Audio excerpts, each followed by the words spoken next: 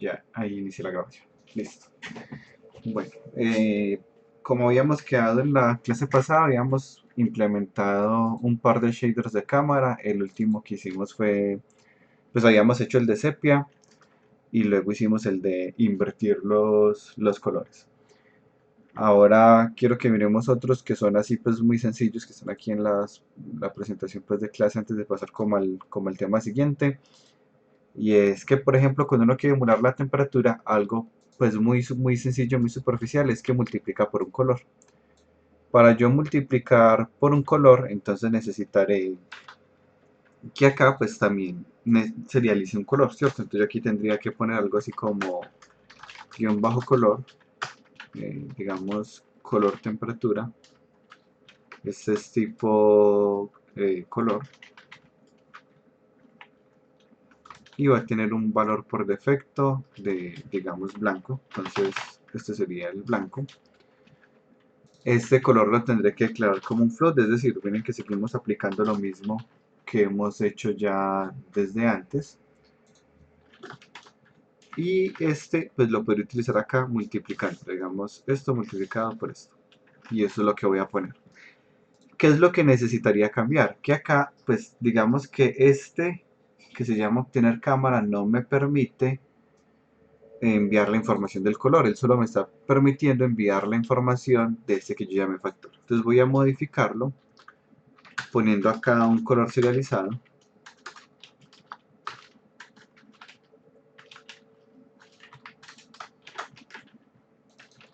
y enviándoselo aquí con el mismo material.setFloat, aquí con bien bajo color, y le paso este atributo de acá. Ya en este caso, como nuestro script ahora permite tener un color, eh, supuestamente pues, ya, aquí me equivoqué, es porque aquí dije setFloat y no tiene sentido, setColor sería, ahora sí. Entonces cuando lo multiplico por blanco pues no cambia nada, pero cuando lo empiezo a multiplicar por algún tono, toda la pantalla se pone con ese tono. Este es un filtro muy sencillo de implementar, pues miren que fue una simple multiplicación y esta simple multiplicación pues igual es muy utilizada en algunos proyectos, pues uno notará en películas como 2049,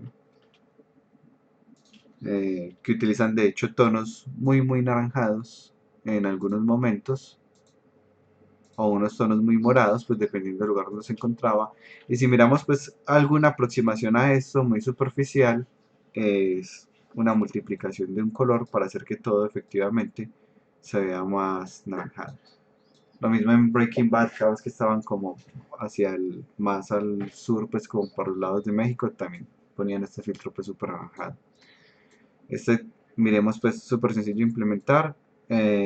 Simplemente hubieron dos cambios importantes y es que no solo es modificar el shader, sino permitir que ese shader pueda acceder a ese atributo. Así que tuve que modificar también este script que llamé obtener cámara.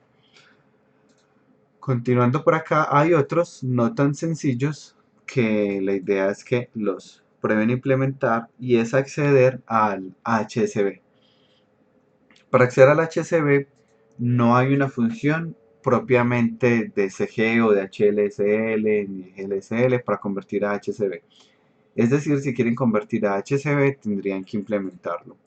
Hay varias formas, este es un ejercicio que siempre hemos hecho pues en clase. Entonces uno puede usar algo como RGB to HSV y hay eh, varias pues partes o lo pueden buscar digamos en CG y ver qué encuentran o en C# y modificarlo.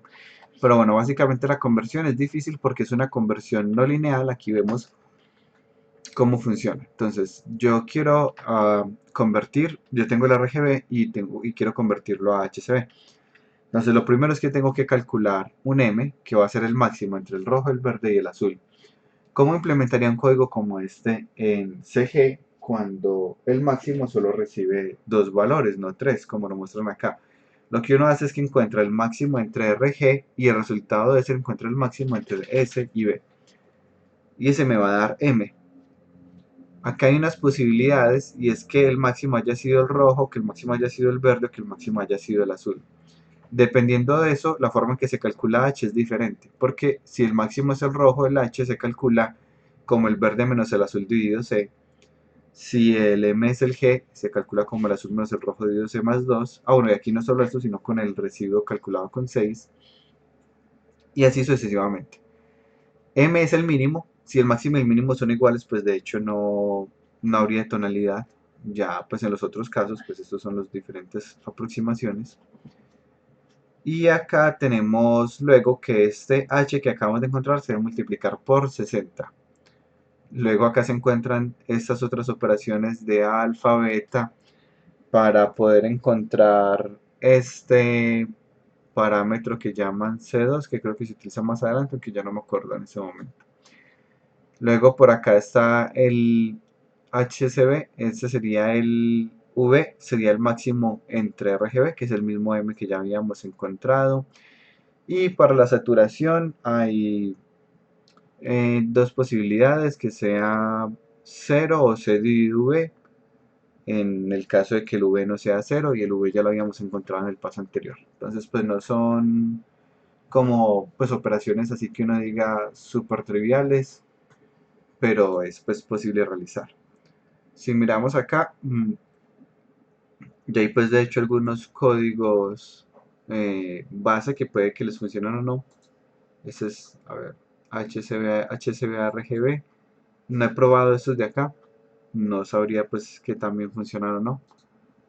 Pero ya pues muchas veces hay unos códigos ya implementados. De hecho, por ejemplo, acá hay uno en Node4Shaders. Aquí ya hay uno.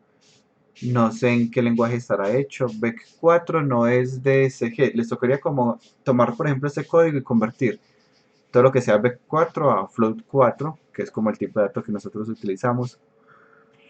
Pero podría funcionar bien, pues no diría yo que no. Una vez que uno implemente este shader, que pues aquí ya tengo uno implementado, eh, que lo llamé, ya se me perdió.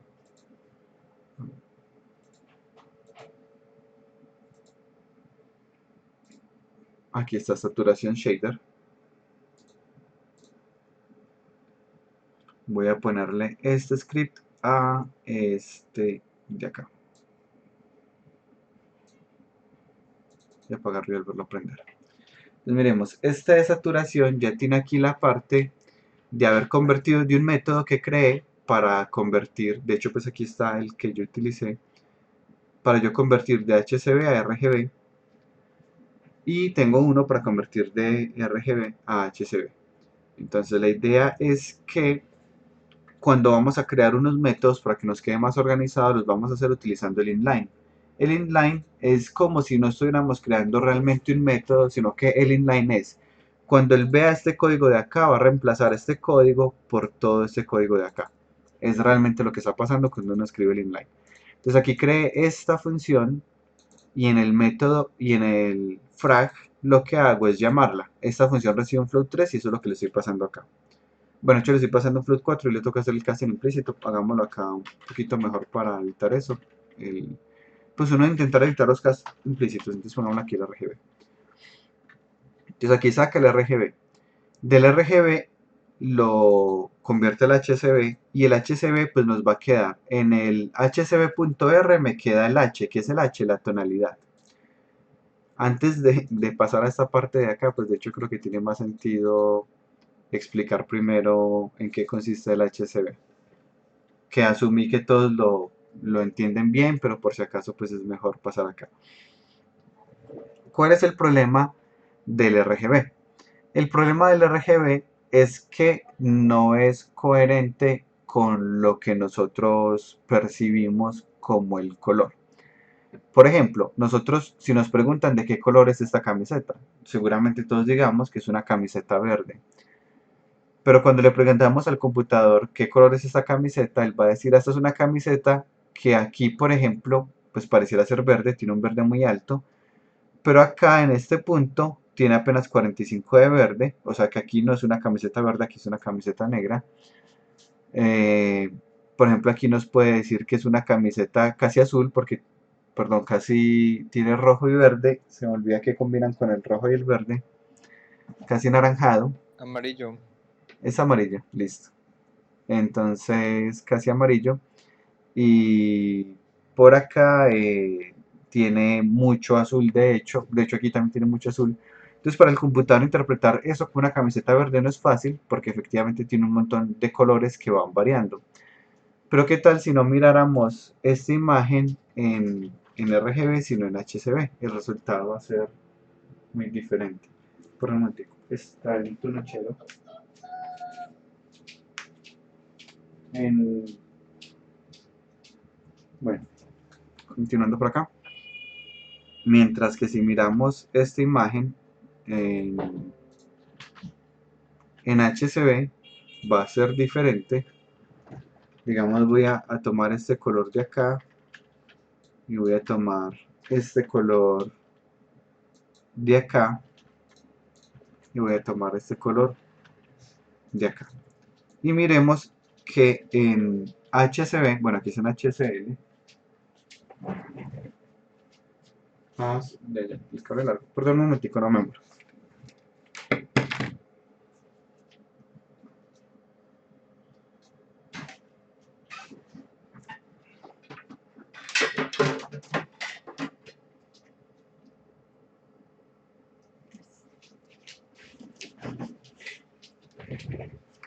Listo. Miremos que en el HCL efectivamente la tonalidad, que es, llamémosle el color en sí, tiene un valor de 76, el de este de 87 y el de este 93. Son valores que cambian muy poquito. Estamos hablando de que cambian en un rango posiblemente de más o menos 10 o algo así, mientras que en RGB variaban un montón. Entonces la ventaja del HCB es que nos permite aislar el valor del píxel en sí, en esas, digamos, valores que están asociados al comportamiento de la física, como lo habíamos visto, de rojo, verde y azul, a asociarlo a algo que entendemos un poco más. Ah, es este mismo color pero más oscuro, o es este color pero más brillante, o es este color pero más saturado, o es este color pero menos saturado. Para entender esos conceptos podemos tomar la gráfica de HCB, que sería algo como esto, un cono como esto,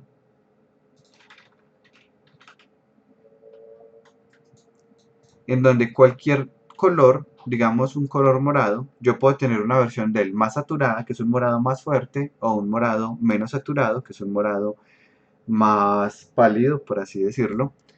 Y puedo tener una versión más brillante, que sería la altura. Entonces yo puedo tener un azul, un mismo azul, pero un azul muy oscuro o un azul más brillante.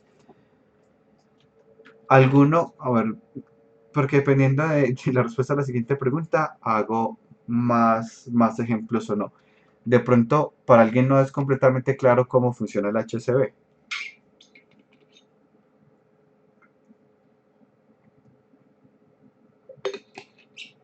Listo, entonces voy a continuar. Por si acaso hago una aclaración, yo puedo tener cualquier color, como les decía en su representación, digamos acá.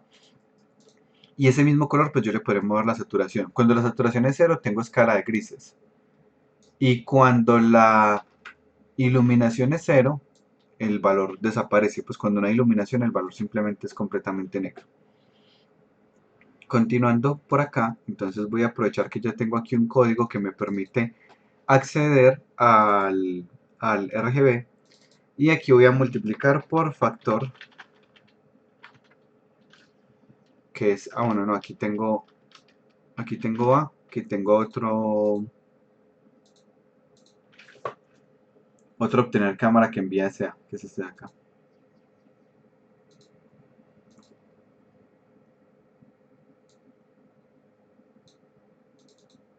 Entonces miremos que yo con este A puedo empezar a mover estos valores de acá. Entonces cuando yo a la saturación le voy bajando el valor, porque esto es lo que estoy modificando acá, aquí pareciera que dice el verde, pero no es el verde porque estamos en HCB. El HCB, pues el rojo sería el H, o sea, la tonalidad. el verde sería la saturación y el azul sería el brillo.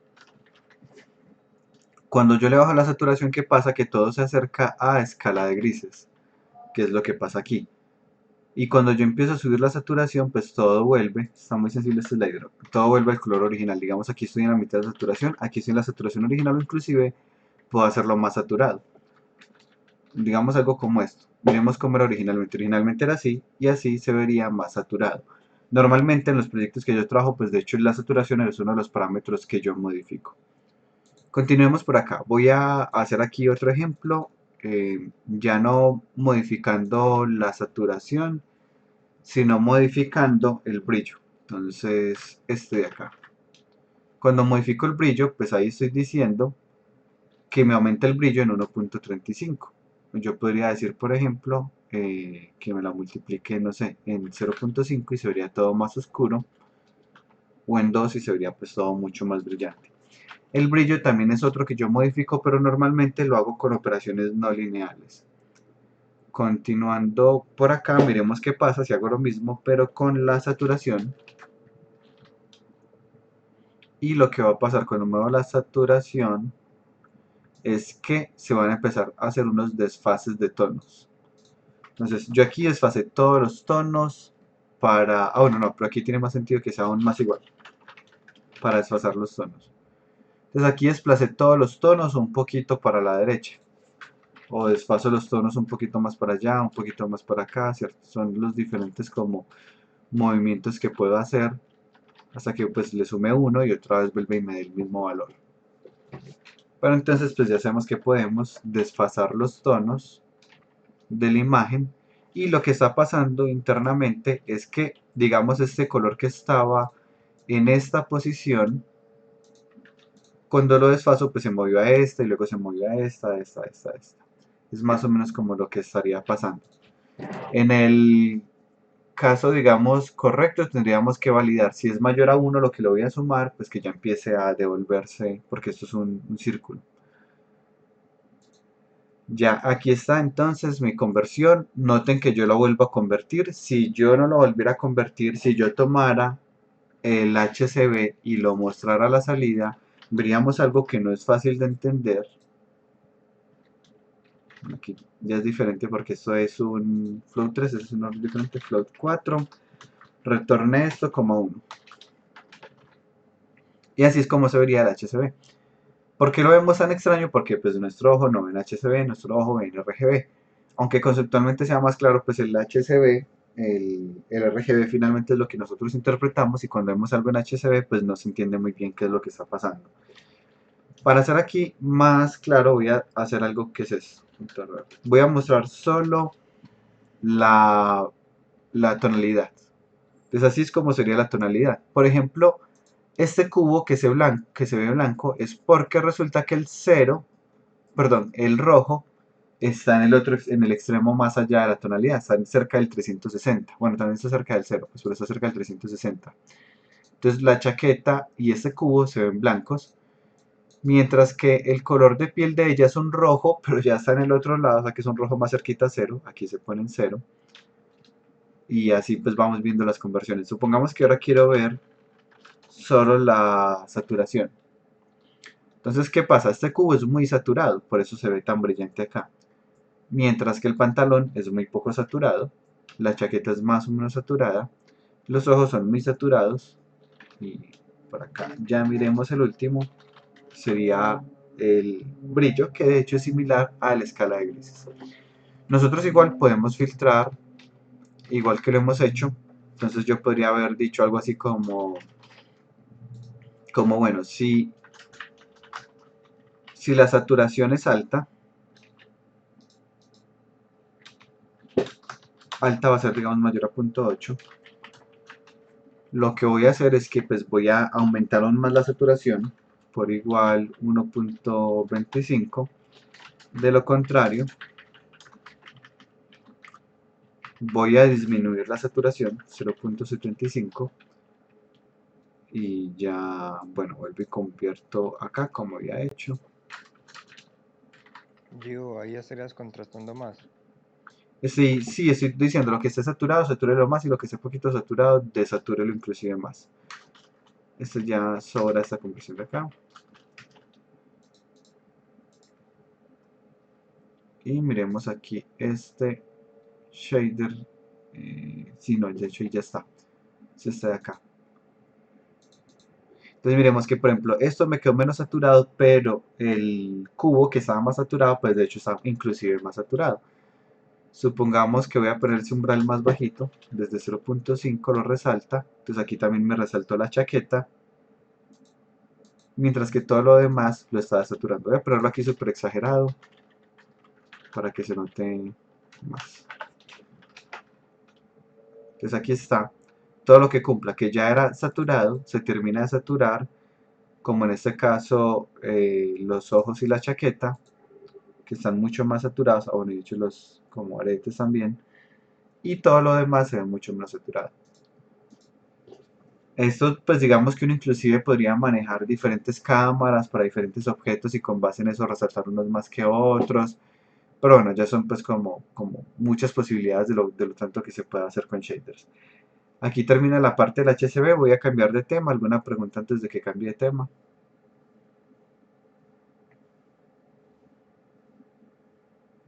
Me pregunta súper bien, pues ya, como se imaginarán, pues hay unos ejercicios recomendados. Y entre esos, pues está la parte de convertir a HCB. Y bueno, pues este ya lo resolví aquí la parte de multiplicar el S y otro de mover la tonalidad. Por este lado, pues ya quedamos completos. Ahora vamos a ver algo que son los kernel.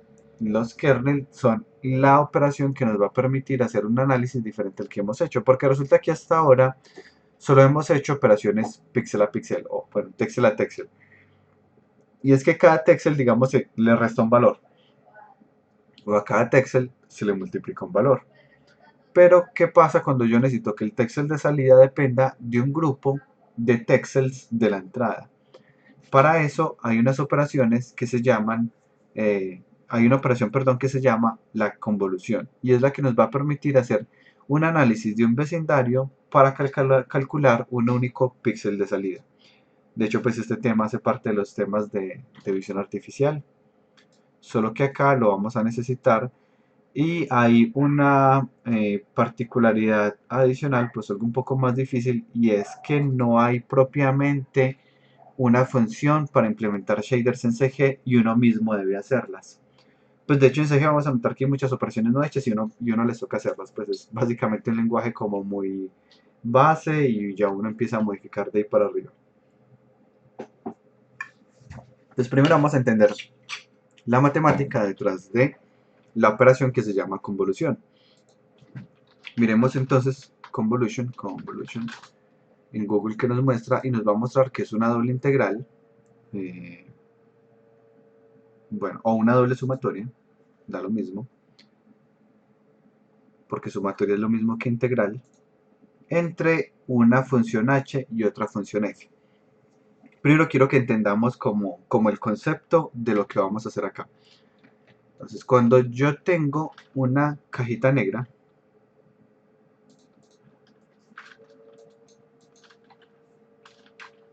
¿qué es lo que se conoce como una función de transferencia? Voy a llamar esta aquí h. Y yo tengo acá alguna señal que voy a llamar, está un poquito oscuro esto, que voy a llamar f.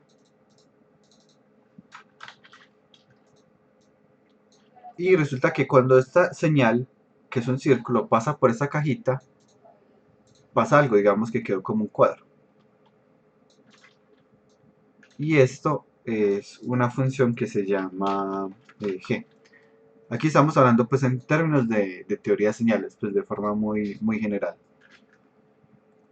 Este proceso por el que este se convirtió en g es la siguiente operación que uno diría f convolucionado con h me va a dar g. Esto es muy importante en la teoría de señales porque nos va a permitir hacer ciertas operaciones sobre una señal para transformarla. Pensemos en que hay unas operaciones pues muy sencillas y es que yo tengo una señal que está débil, la amplifico para retomarla. O tengo una señal ruidosa, le remuevo el ruido y tengo la señal sin ruido. O tengo una señal que yo sé que tiene más información de la que necesito, la filtro y aquí tengo la señal. Pensemos en que en algunos ejemplos, bueno, aunque este ejemplo es súper viejo, pero ahí supongo que conocen, a pesar de la generación, las emisoras. Entonces las emisoras pues están hechas por unas bandas. Digamos, uno dice, la emisora 98.9, ¿cierto? Eso es alguna emisora. Y lo que pasa no es que el radio solo reciba esa señal. Es decir, la función F en este caso son unas señales que recibe la antena y esas señales van, digamos, desde, por poner cualquier ejemplo, desde 1 MHz hasta 200 MHz. Por poner cualquier ejemplo acá. Pero resulta que a mí solo me interesa escuchar una de las emisoras. Entonces él pasa por esta cajita H que me deja solo una emisora. ¿Y qué es lo que está haciendo? Que está tomando esta señal, que pensémosla como si fuera un cuadrito. Y este cuadrito que tiene aquí ese montón como de señales, de frecuencias desde 0 hasta 200 MHz, vamos a operarla con H. Y resulta que ¿qué va a hacer H? Va a hacer una multiplicación. Pensemos en que es como esto mismo. Y vamos a hacer aquí como una montañita muy picuda. Bueno, esto lo veía venir porque utilicé mucho suavizado. Entonces hagamos un triángulo ya. Solo que pues, formar un triángulo pues, en señales es bien difícil, ¿no? Entonces son pues como unas campanas gaussianas muy definidas. Entonces vamos aquí a modificar esto acá. Vamos, digamos, esto por acá. Esto es mucho más bajito. No, ningún filtro es perfecto. O sea, siempre se alcanza a filtrar un poquito de la otra señal, solo que pues funciona muy bien. Y eso es suficiente para lo que uno necesita a nivel comercial. Entonces digamos que la función h es algo como esto. ¿Y qué va a pasar cuando yo las opere las dos? Vamos a poner este rojo. Lo que va a pasar es que a la salida voy a obtener, cuando multiplico este por este, pues voy a obtener la señal de radio, pero solo en esa frecuencia que me interesa, las demás no las escucho. Y es lo que uno hace cuando mueve la emisora, que originalmente pues de hecho era una perilla. En la mayoría de equipos viejos era una perilla porque lo que uno estaba moviendo ahí era literalmente el valor de un capacitor o de una resistencia que hacía el cálculo para estos filtros. Pero esta operación de acá pues nuevamente es una función de transferencia. Cuando estamos hablando de frecuencia, como el ejemplo que acabo de hacer pues de las frecuencias de la señal de radio, la convolución es una multiplicación porque estoy en términos de frecuencia. Si no estoy en términos de frecuencia, sino en términos de tiempo, ya es un poco más difícil porque no es una multiplicación, sino que es una integral. Es un poco como la lógica de este tipo de operaciones.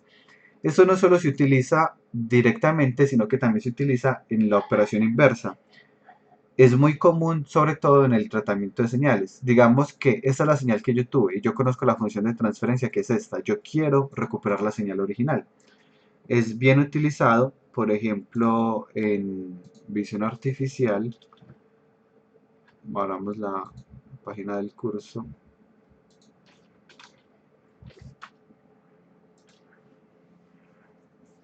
Para mostrarles acá.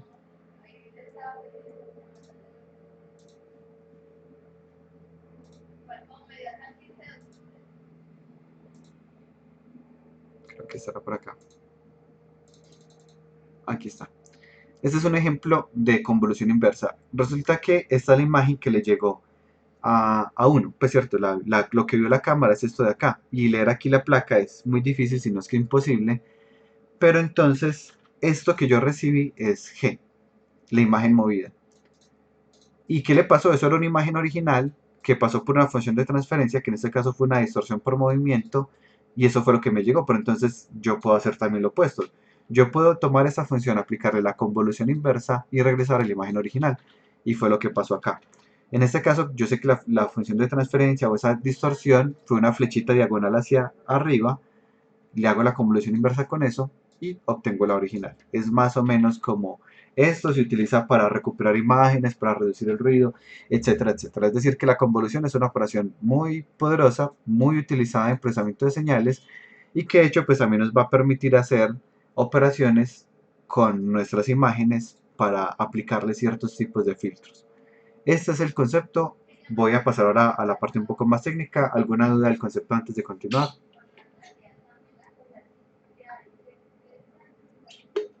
Entonces vamos avanzando. Si les llama la atención, recuerden el tema, el concepto es convolution y hay demasiada pues información al respecto. Ya, entonces pasemos por acá. Entonces, ¿cómo aplicamos una convolución? La convolución, pues primero la vamos a aplicar entre la imagen. Pensemos en que la imagen vendría siendo nuestro f y la función de transferencia es lo que vamos a llamar aquí el kernel, y el kernel va a ser un elemento que va a ser una imagen pequeñita. Ya dependiendo del kernel, pues vamos a obtener un resultado u otro. Entonces miremos acá, pues el kernel es una imagen pequeña que nos va a permitir obtener ciertos resultados en la imagen. La convolución es como yo opero esa imagen con ese kernel. Y la forma matemática, digamos que yo fuera a tomar esta imagen de acá y le voy a aplicar este kernel. Voy a hacer una convolución entre esta señal y esta señal. El resultado es este, que se difuminó la imagen. ¿Cómo se aplicó ese kernel? Para encontrar cada píxel de la imagen de salida, yo tuve que haber multiplicado por el píxel de la imagen correspondiente multiplicado por el kernel sumado con todos los demás. Por eso es que es una integral, porque estoy haciendo una sumatoria. Solo que como aquí estoy en un elemento bidimensional, es una doble integral porque es una sumatoria en X y luego una sumatoria en Y. Esta parte pues es mucho más fácil si la explico acá implementando el paso a paso. Voy a duplicar este.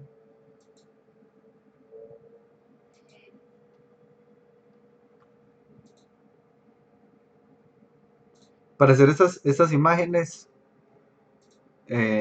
pues como un dato que no viene al caso, pero que es chévere que conozcan, no fue que yo hubiera pintado pues como cada píxel de esto, sino que hice un programa en Python que lee una imagen, la pixela, pues le saco una versión súper reducida y la exporto en Excel. Y en Python eso me tomó como, yo no sé, como 4 líneas de código o algo así, pues pero es súper cortico los programas en Python porque ya hay mucha simplificación de todo. Eso le Entonces, iba a preguntar, profe, que si se puso a pintar nada, cuadrito por cuadrito. mi solución casi siempre es muy ingenieril. Y en ese caso, lo que hice fue un programa para eso. Casi cualquier tarea que yo vea que va a ser como muy, muy larga, más bien la trato de automatizar con Python. O pues en general en programación. Entonces acá vamos a aplicar diferentes kernel. Este kernel de acá, me cuentan si se ve muy pequeño para hacerle zoom. Ese es el kernel que voy a aplicar.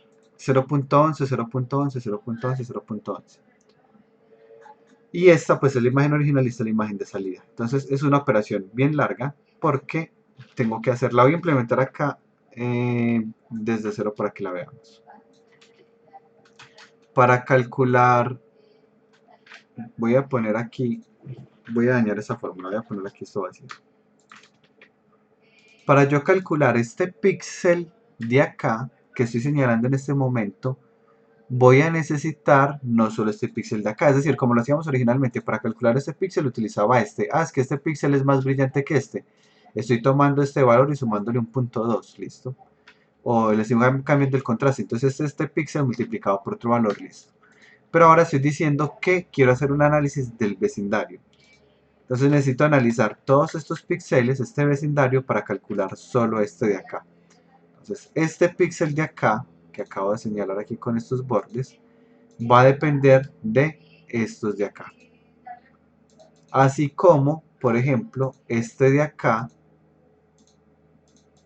pues va a depender, bueno, vamos a solo uno a la derecha. Así como este de acá va a depender de todos estos, no, de todos estos de acá. Y así sucesivamente, pues yo sé que que esto es muy redundante, pero quiero que sea muy claro. Este de acá pues va a Profe, depender, sí, me imagino que es una operación que se hace en paralelo, ¿cierto? Para afectar a todos los píxeles a la vez y no ir haciendo como transiciones. sí, en CG se hacen paralelos, sí, exactamente. E igual pues siempre se hace con la imagen original, pues no es como que uno vaya calculando B con B, pues Ujú. porque no tiene sentido. Entonces miremos ahora sí, pues ya entendiendo que este píxel depende de todos estos, miremos cómo va a ser esa dependencia. Entonces yo voy a decir que este píxel va a depender de este píxel que está en la esquina, pero multiplicado por el valor del kernel que está en la esquina. En este caso, de hecho, pues yo porque tomé, muy importante, yo porque dije que este píxel dependía de esos 9, porque no que dependía de 12 o que dependía de 4, pues porque hay vecinos 4 que son estos vecinos, el de la izquierda, el de la derecha, arriba abajo. Hay vecinos 8 que son estos de acá. Pero yo podría también calcular un vecindario más grande y decir que este de acá es mi vecindario o que este de acá es mi vecindario. La razón de eso es porque el kernel que tengo es de 3 por 3, así que depende de 3 píxeles. Si el kernel fuera 5 por 5, pues dependería de 5 píxeles. Entonces aquí voy a decir que este de acá va a ser igual a este de la esquina multiplicado por el valor del kernel de la esquina más este de arriba multiplicado por el kernel de arriba más el de la esquina superior derecha multiplicado por el de la esquina superior derecha más el de el centro de la izquierda multiplicado por el de la izquierda. Lo estoy haciendo paso a paso porque como les dije no hay una operación SG que lo haga, así que manualmente eso que estamos haciendo acá lo tendríamos que programar para que haga exactamente esto. Entonces por eso quiero que quede como muy claro en esto que estoy haciendo y lo puedan idealmente replicar. Y aquí me equivoqué con algo al parecer, ahora aquí va y ya terminando. Creo que fue que me faltó este de acá, ahora sí, multiplicado por este de acá. Y tristemente me salió un error, miremos qué fue el error. De pronto alguna parte que me quedó con error de análisis de fórmula, lo más ambiguo del mundo. A ver.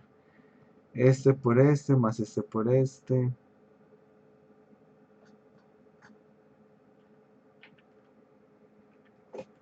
Aquí hay un más por. Ya, ya, ya. Aquí está el error.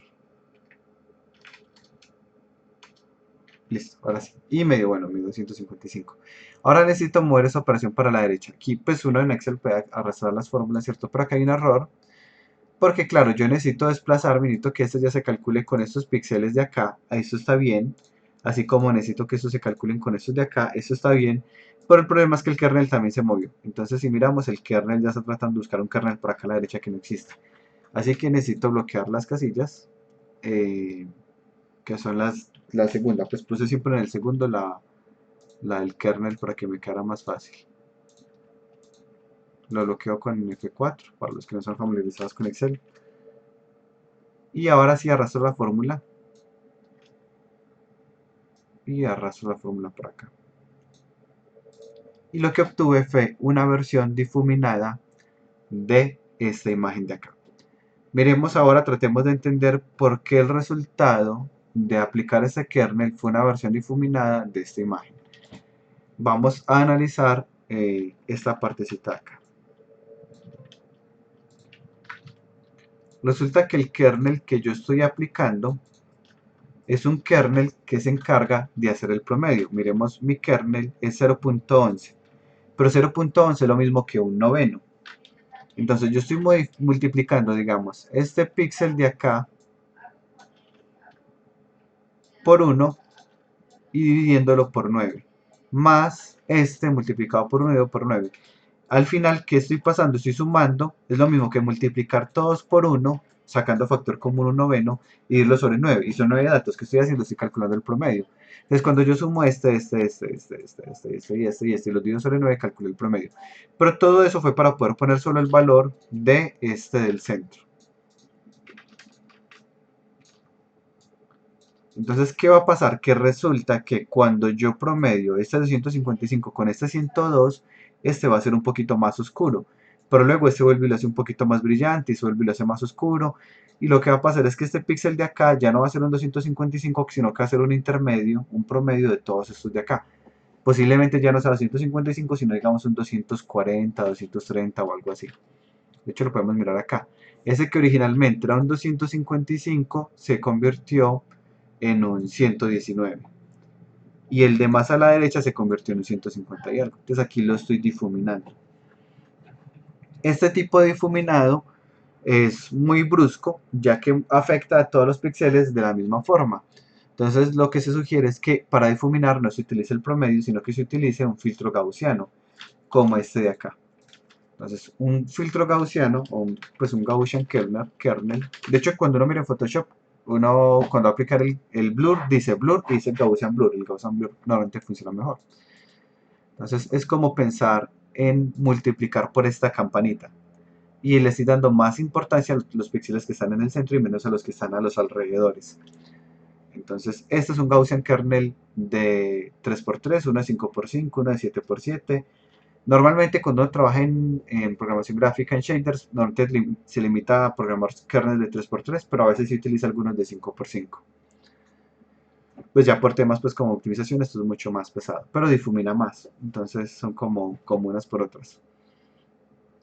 Entonces aquí, digamos, yo podría hacer esta misma operación que hice aquí, pero para aplicar este filtro gaussiano y este de aquí es el resultado. Pero sigue siendo lo mismo, pues estoy tomando la imagen original, que es esta, y afectándola con este kernel de acá. ¿Hasta ahí alguna pregunta? ¿No? Listo. Y resulta que dependiendo del kernel que yo utilice, también podré calcular, por ejemplo, esquinas. Este es un kernel que me permite detectar esquinas. Este es bueno, estos ya no están implementados. Este es un kernel que me permite detectar bordes, el kernel 0101-41. Me permite detectar bordes, este me permite detectar bordes pero incluyendo esquinas. Este me permite mejorar el contraste, pues la nitidez de la imagen. Y hay otro kernel que es restar el filtro gaussiano de 5x5 más el filtro gaussiano de 3x3 y también permite detectar bordes pero de forma suavizada. Justo ahorita quiero que analicemos el que me permite detectar bordes. ¿Por qué un kernel me permitiría detectar bordes? Voy a ponerlo acá, voy a implementarlo. Para implementarlo pues lo más fácil es ocultar estas columnas de acá.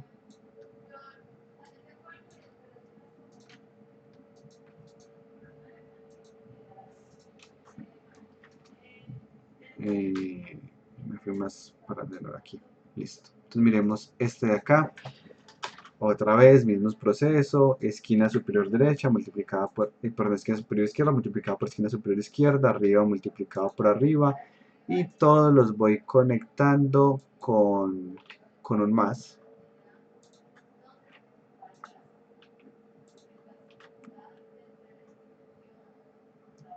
Ya ahí me equivoqué ya, qué rápido. Ahora hasta aquí va bien. Más este por este. Más que desde aquí ya. Que no me está señalando el otro. Acabo de señalar este multiplicado por este. Ahora sí, más este multiplicado por este. Más este. Ya, qué pena la demora. Un proceso súper manual. Pero es para poder mostrar cómo funciona. Y acá entonces los pongo bloqueados, como ya he dicho ahorita con la tecla F4. Y por fin miremos el resultado.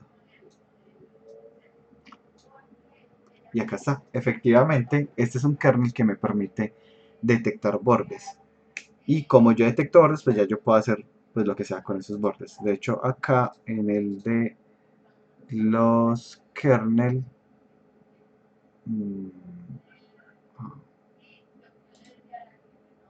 bueno, ahorita lo busco. En el de los kernels pues tengo unos ejemplos. Posiblemente los muestro pues con más detalle en la próxima clase. Vamos a implementar uno aquí, de hecho en este mismo de clase para hacerlo muy desde cero. Y la primera pregunta sería, bueno, entonces yo ya entiendo cómo se hace un kernel. Yo tengo que empezar a operar los diferentes valores. ¿Cómo se hace en programación? 1 y 2, porque me dan los bordes al yo aplicar este kernel. Vamos a analizar ambas. Primero pensemos tomemos una captura de imagen de esto de acá, en la parte conceptual. Pensemos en que yo tengo esta imagen y pensemos en que lo blanco me representa una altura. Entonces es como si esto fuera una parte por acá. Voy a tomar solo una línea, digamos esta línea de acá. Entonces esta línea de acá va a empezar en 255, es algo muy alto. 100 es algo más bajito.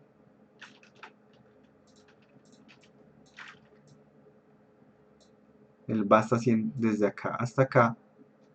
Pensemos nuevamente que lo blanco me representa algo alto, es como si estuviera tridimensionalizando esto, poniendo que blanco sea una altura de 255, mientras que esta es una altura más bajita. De hecho, pues puedo hacerlo aquí literalmente poniéndole una altura a este de 255, este tendría una altura de 102. Estos de acá otra vez tienen una altura de 155. Estoy analizando solo esta línea de píxeles de acá. Pues porque si fuera toda la imagen, me quedaría necesitaría pues un software 3D para poder visualizarlo. Luego por acá vuelvo y tengo este valor bajito hasta acá. Vuelve y se pone alto.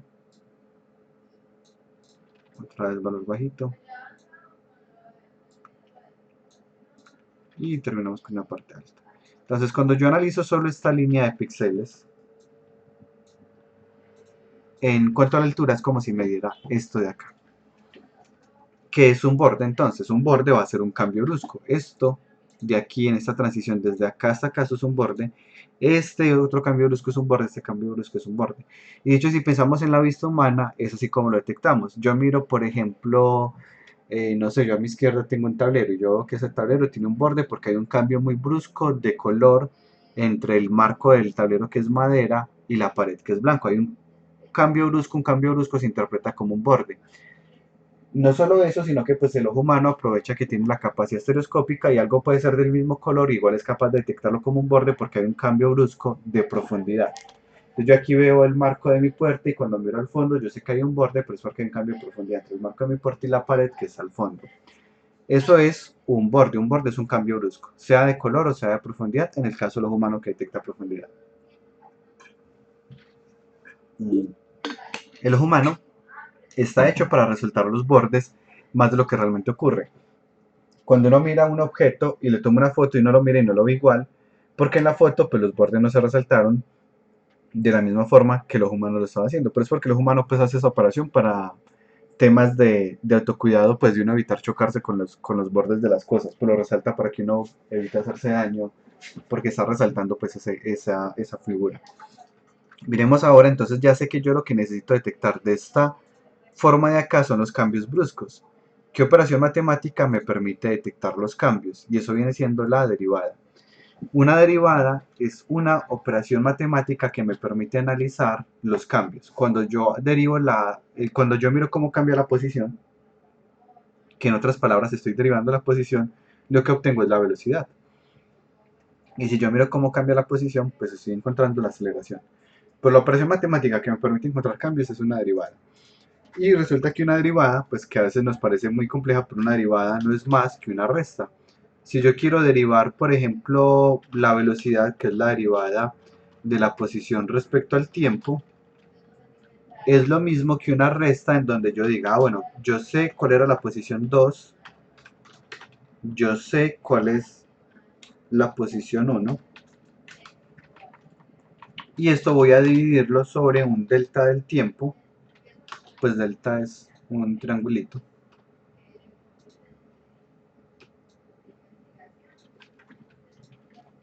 sobre un delta del tiempo. Y esta es la derivada. La derivada no es más que mirar el cambio entre el valor actual, el valor anterior, dividido un delta de algo. Como aquí me interesa la velocidad, pues estaba haciendo la resta entre la posición 2 y la posición 1 respecto al tiempo, pues porque la velocidad es el cambio de posición respecto al tiempo. Pero yo podría derivar cualquier cosa. Yo quiero ver cómo cambia, eh, el tamaño de un círculo respecto, pues el tamaño de un hielo respecto a la cantidad de presión que le estoy poniendo y podría ser pues que cambie la forma, se haga más esférico por la presión o algo así. Bueno, cualquier elemento que yo quiera analizar lo puedo analizar el cambio a través de una derivada. Y acá vamos a hacer lo mismo, pues vamos a derivar los cambios de los píxeles. Entonces voy a analizar el valor del píxel 2 menos el valor del píxel 1 dividido el delta del cambio, pero resulta que como sigue diciendo el análisis píxel a píxel, el cambio entre un píxel y otro es 1, pues el divisor. Yo analizo este píxel de acá con respecto a este píxel de acá y cuánto estoy avanzando, cuánto vendría siendo este, comillas, delta de tiempo, vendría siendo un 1. Y hago el análisis entre este y el siguiente y viene siendo también un 1. Entonces es como funcionaría. Voy a volver a poner esta imagen acá para poder dividir esto como por segmentos. De hecho lo había hecho así desde el principio, porque estos son separados, pues son píxeles separados. Lo hago hasta allí y le pongo esto bordes.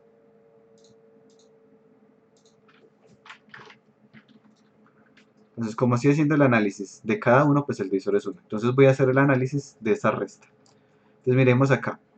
El primer valor, bueno, el primero no lo puedo calcular porque más a la izquierda de la imagen no hay nada. Entonces empiezo con el segundo y digo, este segundo menos el primero, ¿cuánto me da? Me va a dar 0, porque no hay ningún cambio. Entonces, pues no es un borde, aquí no hay un borde. Pero luego hago el siguiente análisis y este de acá que era un 0, 0 menos 255 me va a dar menos 255. El problema es que menos 255 es un valor que no tiene sentido en imágenes. Entonces también me da 0, como si esto no fuera un borde. No es un borde, no es un borde. Pero por acá por fin llegamos. 255, que es este de acá, menos el anterior que vale 0, y me va a dar 255. Acá hay un cambio brusco, acá hay un borde. Luego el siguiente volví es 255 menos 0, aquí volví y me da 0, 0, 0, 0, 0. Y por acá volví y me da 0, pues porque por acá todavía me va a dar un valor negativo. Y por acá volví y me da un valor positivo. Pero bueno, finalmente, ¿qué pasó? Que todo lo que eran bordes me dio un valor, bueno, no 155 porque eso era 100 algo, pues me dio como 123 o algo así. Pero cualquier cambio brusco, pues finalmente se va a convertir en un valor alto y eso quiere decir que es un borde, mientras que los valores bajitos, que no son bordes, pues eso es lo que ocurre, no son bordes, pues. Pero cuando yo miro esta operación que ocurrió acá, yo la puedo poner en forma de kernel. Entonces podemos decir que esto es un kernel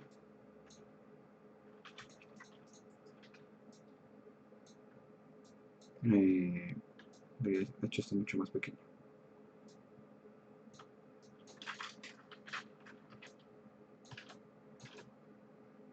Pero ¿qué clase de kernel sería este que estamos viendo acá? Este es un kernel que está diciendo tome el valor de la mitad, multiplíquelo por 1 y súmele el valor de la derecha multiplicado por menos 1. Ese es el kernel que acabamos de implementar. Y este kernel que acabamos de implementar está acá con otros valores de 0 por los lados.